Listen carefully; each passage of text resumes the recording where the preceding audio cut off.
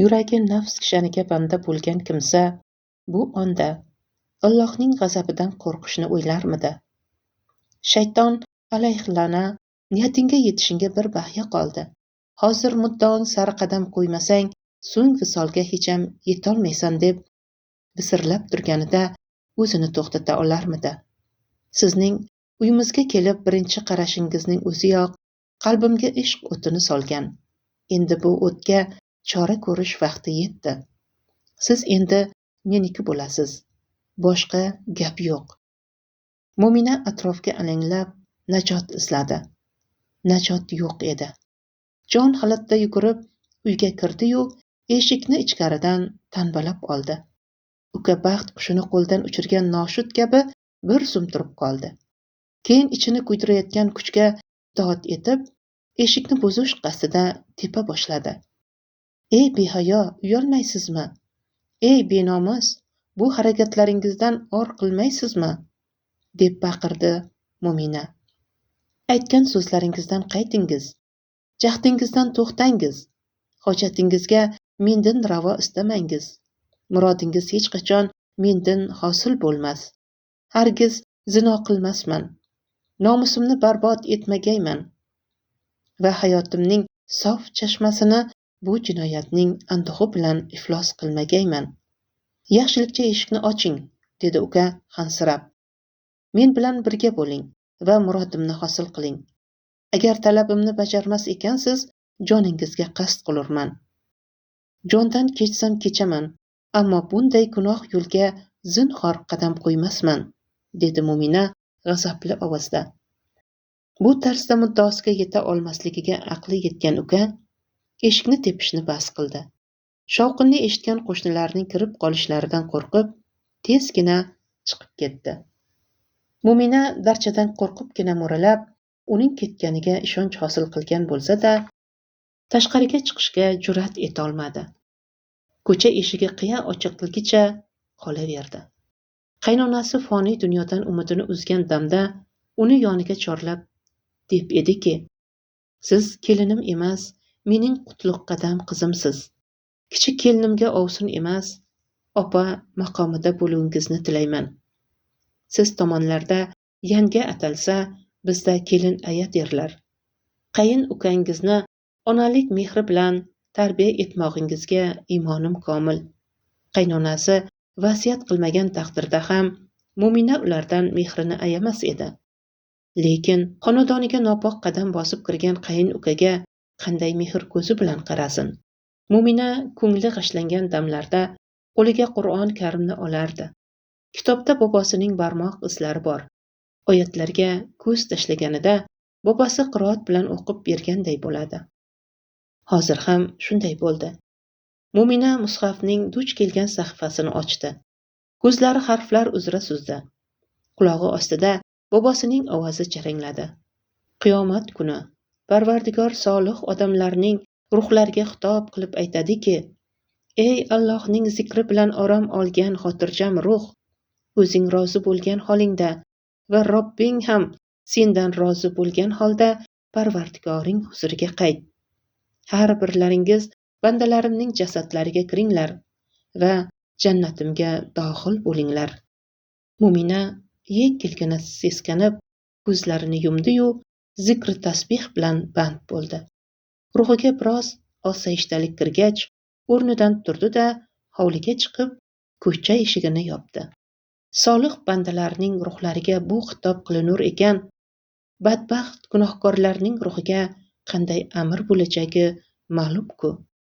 Nechun oxir zamonni o'ylamaslar, nechun qo'rqmaslar, nechun tiyilmaslar? Mo'mina bu savollarga javob topa olmadi. Qayin ukasining shaytoniy qilig'i uchun uni qarg'asa ham arzirdi, lekin qarg'amadi.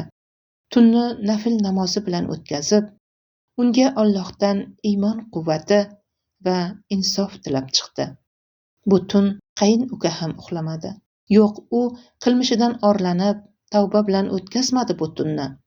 Aksincha, yangasidan o'ch olish rejasini pishitib chiqdi. Ertalab 4 nafar yigitga pul berib, yolg'on guvohlikka yolladi. Keyin qoziga borib, yangasini zinoda aybladi. Yolg'on guvohlar sharmandali holni o'z ko'zlari bilan ko'rganlarini, notanish zinokor qochib qolganligini aytishdi. Ularning guvohligiga tafovut zohir bo'lgan esa-da, qozi ko'p mulohaza qilib o'tirmadi. Mo'minani toshbo'ron qilib o'ldirishga hukm etdi. Jabrdiydaning nolalariga qozixonadagilar ham, toshbo'ron qiluvchilar ham parvo qilmadilar. Seni jahannam olovi kutib turibdi, dedilar. Mo'mina bu toshbag'irlarning gaplarini eshita turib o'ylandi. Menga jahannamning olovli gullari nasib o'lajagini istovchilar o'zlari uchun jannat rohatini tilaganlari afzal emasmi edi? Mening jahannam o'tida kuymog'im ularning na hukmi, na duosi va na istagi ila bo'ladi. O'zlari jannat bog'larida sayr qilishlari uchun adolatga yo'g'rilgan hukm qilishlari lozimligini bilganlarida bir baxtga erishardilar. Bunchalar baxtsiz ekan bular. Hukm ijrosini hayallatishmadi. Mo'minani qatl maydoni o'rtasiga boshlashganida u yaratganga so'nggi marta munojot etdi. Ya Alloh, begunohligim o'zingga ma'lum. Bu bandalaringga adolat va shafqat bermaganingda ham bir hikmat bordir. Ammo uni bilmoqqa mening aqlim qosirdir. Tuhmat toshlari ostida o'lim topishim qaysi gunohlarim uchun kafforat bo'lar ekan?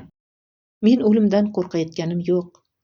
Solih bandalaring uchun o'lim abadiy hayot eshigi ekan, nechun qo'rqayin? Men dunyoni yomon otliq ila tashlab ketishdan orlanyapman. Bundagilar meni uzoq vaqt benomus deb xotirlashlaridan ko'nglim g'ash. Ko'rguligim shu bo'lsa, na iloj. Bu ehtimol sinovdir. Sabr va shukr sinovidir. Har ko'rgulik o'zingdan, hatto azobingga ham shukr qilurman. Muddaosiga yetolmay alamzada bo'lgan qayin ukaning o'zi toshbo'ranni boshlab berdi. Kelin ayasini himoya qilish lozim bo'lgan yigit otgan tosh juvonning orqa kuragiga tegib, badanini jazillatib yubordi. Bu birinchi tosh g'oyat og'riqli bo'ldi. Qolganlarini sezmadi ham. Ularga jazo toshlari emas, sinov toshlari otilayotgan edi. Yorilgan peshonasidan oqqan qon ko'z oldini parda kabi to'sdi. Qip-qizil qon cho'x toshlarga aylanmadi. Blaks ko'z oldida jannat bog'lari jilvalandi. Poktomon ayolning nolasini bandalar eshitishmagan edi. Alloh eshitdi. Jonini saqlab qoldi. Mo'mina hushidan ketgach, uning harakatsiz qolganligini ko'rganlar o'ldi deb gumon qilib, tosh otishni to'xtatib tarqaldilar. Odam qoni izini olgan quzg'unlar osmonda paydo bo'lganda, qatl maydoni yaqinidan bir savdogar o'tayotgan edi. Avvaliga quzg'unlarning harakatidan ajablandi. Keyin toshlar orasidan ingrangan ovozni eshitib to'xtadi. U toshlarni surib, juvonning yuzidagi qonni artdi. Og'ziga suv tomizdi. Mo'mina yana ingrab, bir nola qildiki, hatto toshlar ham erib ketay dedi. Savdogar Jabrdiydani ko'tarib otga olmoqchi bo'lganida, quli unga aql o'rgatdi. Hojam, ko'rinadirki, bu juvonni jazoga besabab tortmaganlar. Unga yordam bermog'ingiz durust emasdir. Gunohiga sherik bo'luvdan qo'rqmaysizmi? Uyimizga yetgunimizcha yana 2 kunlik yo'l bor. Manzilimizga yetolmay jon taslim qilib qoluvi ham mumkin-ku. Bilguvchi Allohdir, dedi savdogar quliga tanbeh berib. Bandaning hukmida adashuvlar ko'p uchraydi. Hukmda adolatsizlik bordirki, Alloh bu bandasining jonini saqlab qolibdir. Alloh rahim etgan tirik jon bandani quzg'unlarga tashlab ketmoqlik guvoh bo'lur. Savdogar chalajon juvonni uyiga yetkazib borib, tabibga ko'rsatdi. Tabib Mo'minaning tomirini ushlab ko'rib, uning jismi toshlar zahmidan azob chekayotganligini bildi. Juvonning ruhida tushuniksiz nola borligini sezdi-yu, sababini bilolmagani uchun bu haqda savdogarga gapirmadi. Mo'mina begona yurtda, begona odamning uyida ham tan, ham ruh azobidan hushsiz yota tursin. Bobosi Hazrat shayxning holidan eshitaylik. Oxirgi uchrashuvda hoji xotin ko'nglim bir xayrni sezmoqdadir. Allohning marhamati bilan bu yil ham siz ila Kabatullohda ko'rishmoq baxti nasib etsa, ne ajab, deganida shayx safar rejasini niyat qilgan bo'lmasa-da, Allohning chaqiruvidan umidim bor, deb edi. Nabirasini kuyovga uzatgach, tushida pir murshidini ko'rdi. Madina-i Munavvaradagi Masjidul Nabaviyada Payg'ambar alayhissalom manbarlari yonida tasbih o'qirib o'tirgan murshidi bosh ko'tarib unga qaradi-da, ko'zlarim yo'lingdadir, dedi.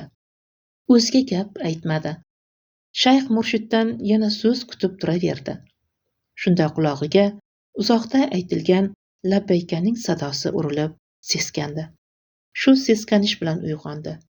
Safar tadorigi uchun ko'p fursat talab etilmadi. Tong otorda yo'lga tushgan karvonga qo'shildi. Hoji xotin uning nasihatiga amal qilib, piyoda emas, karvon bilan yo'lga chiqqan edi. Birga ketishdi. Madina-yu Munavvaraga yetib borishgach, Masjidul Nabaviyada Abdukarim bilan Zohidni uchratdilar. So'ng Makka-yu Mukarramaga birgalikda yo'l oldilar.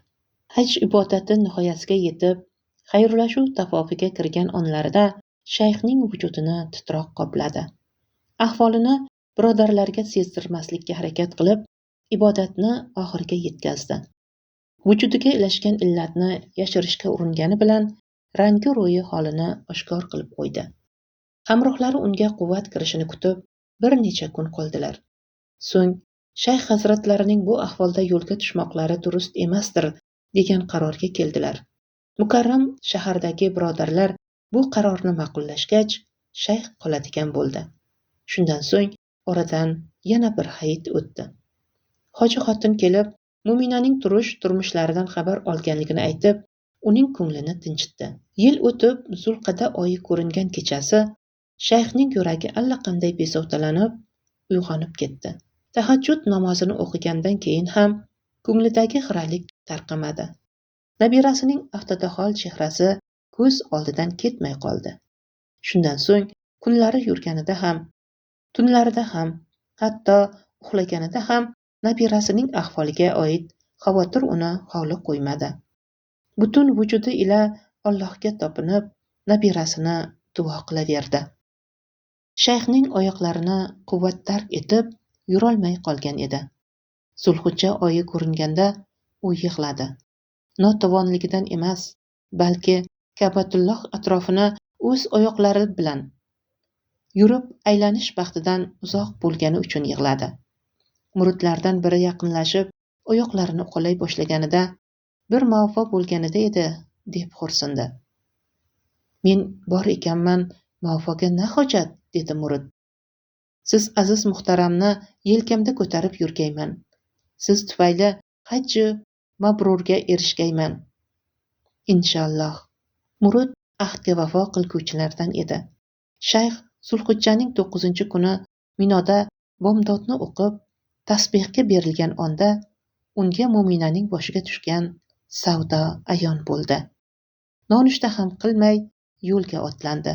Arofatga yetgach, peshin namozini o'qib, ko'zlarida yosh to'kib, nabirasi haqqiga duo qildi. Ko'zlaridagi yosh qurimay turib, ro'parasida kuyovi Abdullohni ko'rdi-yu, Allohga shukrlar qildi. Bu tun Abdullohning tushiga zavjasi kirib, haqqimga duo qiling, dedi. So'ramasangiz ham har nafas duodaman, dedi u. Ammo Mumina uning gapini eshitmaganday qayta va qayta duo so'rayverdi. Bu tush ta'sirida ko'ngli xira tortgan Abdulloh qayin bobosini Arofatda uchratib quvondi. Ikkovlarining ko'ngillari g'ash esa-da, ahvollarini bir-birlariga ayon etmadilar.